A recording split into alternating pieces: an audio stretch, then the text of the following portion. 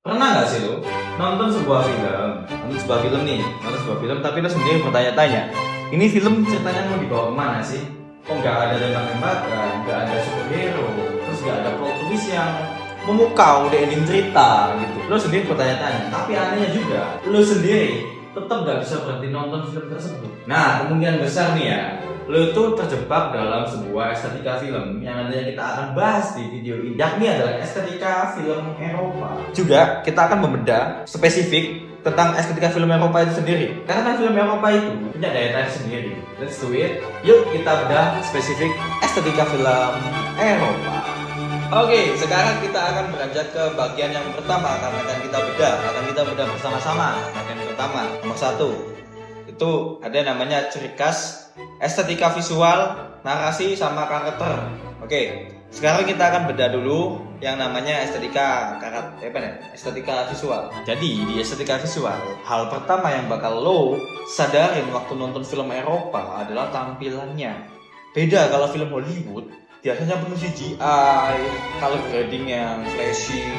Film Eropa itu justru sengaja bikin semuanya terasa nyata, jadi realism gitu. Natural lighting, pencahayaannya yang alami dari jendela, dari matahari langsung, tanpa lampu studio yang terang, nggak kayak film Hollywood, dikit-dikit pakai studio, dikit-dikit pakai CGI. Film Eropa nggak gitu. Warnanya itu realistis, kadang bahkan terasa sedikit pucat atau mentah, dan itu memang hal wajar, memang hal yang disengaja, bukan karena budgetnya kecil. Terus soal komposisi gimana? Mereka suka banget yang namanya long take. Satu rekaman panjang tanpa dipotong-potong. Selanjutnya, kamera dibiarkan diam, enggak kemana-mana, sementara kita disuruh duduk, diam aja, duduk, dan merasakan momen ini seakan-akan kita juga masuk ke dalam apa yang dirasakan si aktor tersebut. Kayak kita itu dipeluk sekaligus diajak mikir dalam waktu yang sama gitu. Dan hampir semua film Eropa itu syutingnya di lokasi asli, jalanan sungguhan, gedung-gedung yang tua yang punya sejarah yang banyak. Ini yang disebut mise en scène yang otentik. Kita beranjak nih dari soal narasi sendiri. Gimana sih kalau soal narasi? Ini yang paling bikin kepala kita itu mikir narasinya ini gimana, jalannya ke arah mana. Dan film Eropa itu ciri khasnya itu karakter driven, bukan plot driven. Apa itu? Karakter driven itu karakter yang digerakkan dari sisi emosi dari karakternya sendiri. Contohnya tuh kayak filmnya di Joker.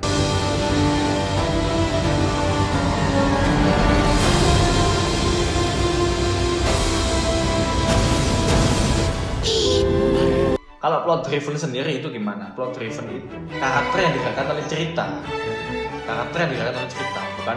Bukan karakter yang merasa dari dirinya sendiri. Bukan cerita yang digerakkan oleh karakter, tapi karakter yang digerakkan oleh cerita.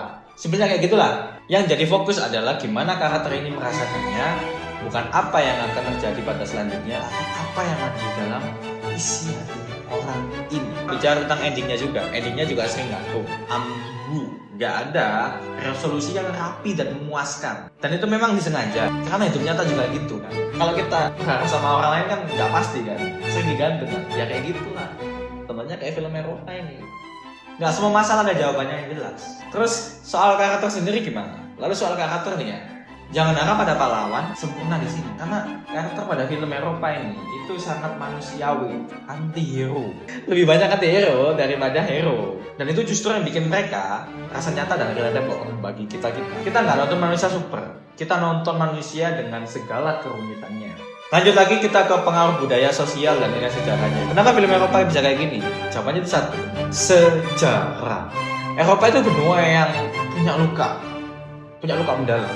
Dua perang dunia meninggalkan trauma yang dalam, dan Marasineas berusaha untuk menerjemahkan trauma itu ke dalam sebuah gambar, sebuah visual. Lahirlah film Eropa ini. Kita ambil contoh ya teman-teman.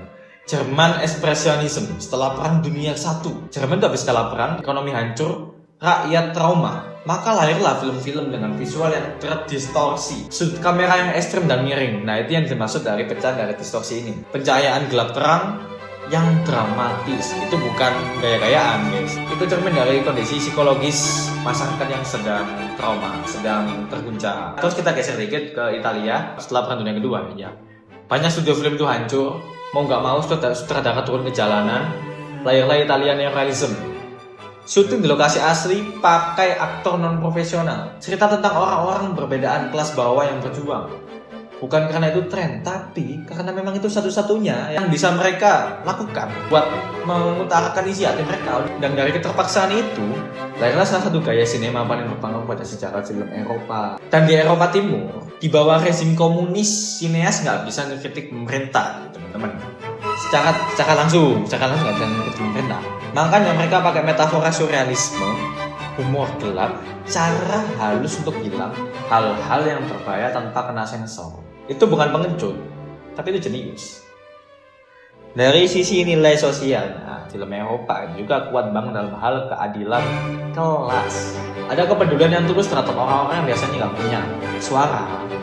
Kelas pekerja, kaum marginal, imigran, kualitasnya juga nggak hitam putih. Nggak ada tokoh protagonis murni baik dan antagonis murni jahat. Semuanya abu-abu, persis seperti manusia nyata. Dan kita mengatakan tanda film Eropa ada yang namanya Udao Theo.